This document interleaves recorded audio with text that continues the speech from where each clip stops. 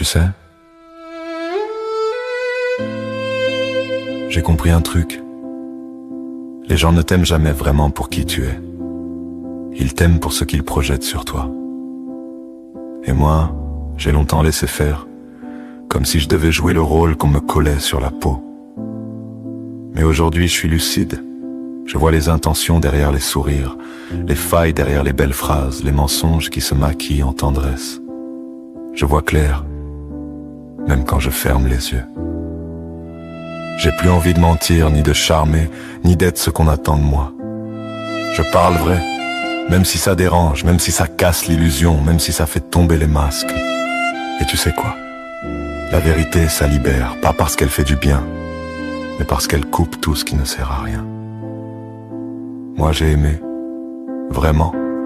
Pas pour séduire, pas pour retenir, pas pour manipuler.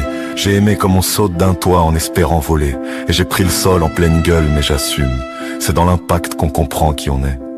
Et quand j'arrête de jouer leur rôle et je deviens moi-même, leur instinct est de chercher un gain parce que dans leur monde, tout lien est transactionnel. Ils pensent que je suis là pour prendre quelque chose même si je ne demande rien. Non, je ne suis pas le problème. C'est leur mécanique interne.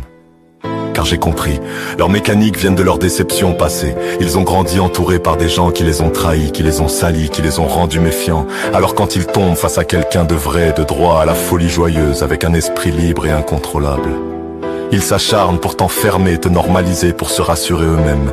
Pas parce que tu es fautif, mais parce que ton intégrité éclaire leurs blessures. Et ça leur fait peur. C'est en fait la conséquence logique de l'indépendance. Et ça fait partie de ce que je décris. Être ma propre magie déstabilise parce qu'ils ne peuvent plus me contrôler ni me cataloguer. Et au passage, j'ai compris un truc subtil. Entre déclaration et manipulation, il y a un fil aussi fin qu'un cheveu mouillé. La différence. La déclaration, elle ouvre une porte. La manipulation, elle ferme la tienne. L'une te dit ce que je ressens.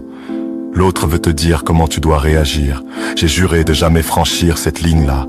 Je veux toucher, pas tenir, dire, pas diriger, aimer, pas acheter une réaction.